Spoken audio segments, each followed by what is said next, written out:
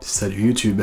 Bon, vous avez peut-être vu ma dernière vidéo où j'étais avec Atis et où on montait un ordinateur qui avait vocation à devenir un NAS, c'est-à-dire un petit serveur domestique dans lequel je mets tous mes disques durs et qui est ensuite accessible par le réseau. Sauf que, comme c'était du matériel de récupération, on a eu des petites surprises que vous pourrez voir en allant voir la vidéo, et j'ai donc dû aviser. Par chance, j'avais une carte mère Asus P8Z68 en stock, qui a un défaut, c'est que tous les ports Serial ATA ne fonctionnent pas, donc ça c'est problématique pour faire un NAS évidemment, à moins de rajouter une carte d'extension pour des disques durs, et qui a un autre avantage, c'est que c'est une très bonne carte mère, et qui supporte un processeur beaucoup plus performant que ce que je voulais faire initialement. Du coup, ça m'a donné une autre idée, qui a été de remplacer mon serveur dédié que je payais chez OVH par cette machine, pour ensuite la laisser directement chez Atis, qui a la fibre optique, en utilisant une configuration un peu spéciale pour masquer son IP internet. Pour compléter cette carte mère, j'ai donc dû acheter un processeur, j'ai trouvé un 2500K sur le bon coin, pas trop cher, ainsi que 2 x 4 Go de RAM DDR3 à 2133 MHz en CL11. Enfin, pour compléter ça, j'ai acheté un petit SSD de 240 Go, et j'ai sorti un disque de 2 Tera de mon ordinateur personnel pour le mettre dedans. Voilà, comme j'ai plusieurs disques, j'ai réussi à le vider, et puis du coup ça fait une machine qui a quand même un peu de stockage, et sur laquelle on peut éventuellement faire des backups, parce que voilà, 2 Tera c'est pas non plus dégueulasse. Donc sans plus attendre, eh bien, je vais vous passer une sorte de timelapse de comment ça s'est passé, parce qu'évidemment on n'a pas vraiment de son pour ces prises-là, donc vous pourrez juste voir comment ça s'est passé, et moi je vais commenter un petit peu quelques petites étapes qui se produisent lors du montage et de l'installation de tout ce tralala.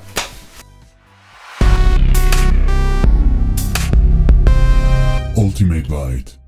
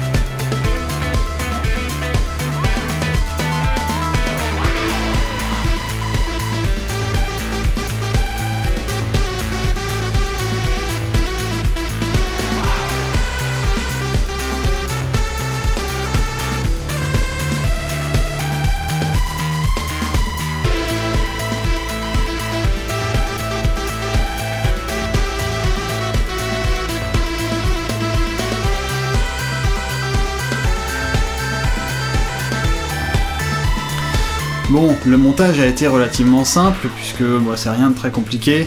Le petit truc rigolo, c'est que j'ai pas sur la vidéo, dommage, mais c'est à la fin, le SSD, on l'a collé sous la cage de disque dur avec du scratch double face. Ça c'est un peu atypique et rigolo, et puis c'est assez propre au final.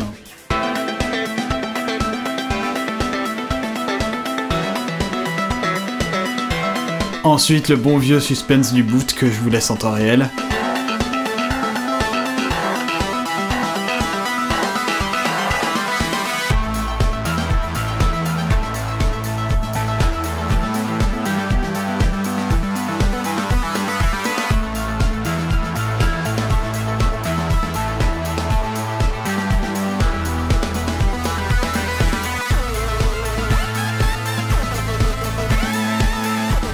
Et puis évidemment, petite configuration de l'UEFI, alias BIOS, tout simplement.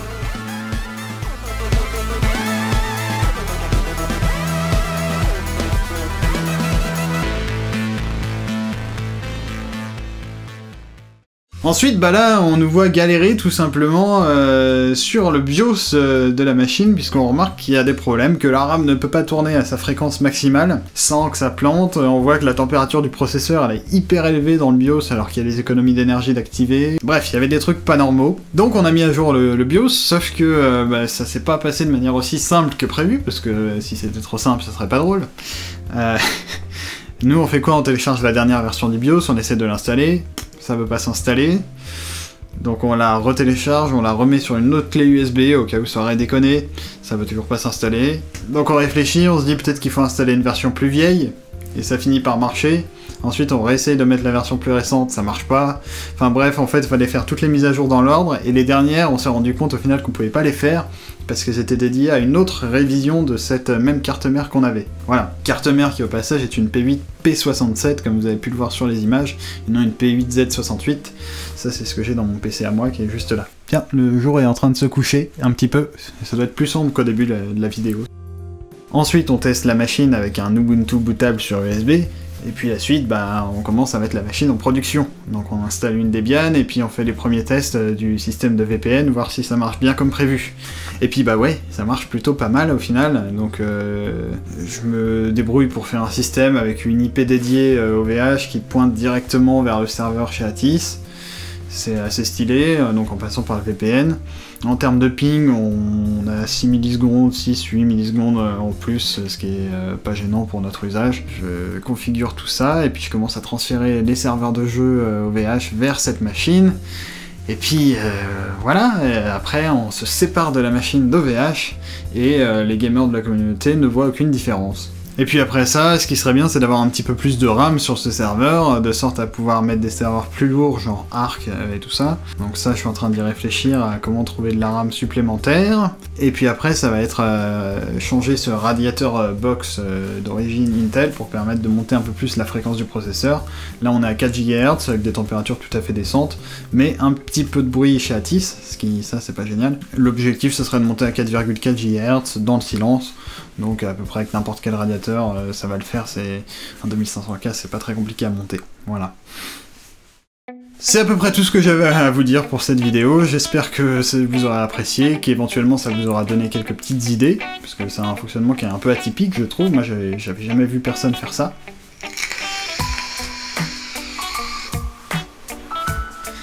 Évidemment, je tiens à remercier encore une fois de plus tous les donateurs qui contribuent tous les mois sur TerraGeek principalement, ceux qui ont donné sur Tipeee aussi, vous pouvez continuer à le faire, ça nous aide énormément. Je vous assure que si vous faites des donations Tipeee, ça va me motiver à en faire plus souvent des vidéos.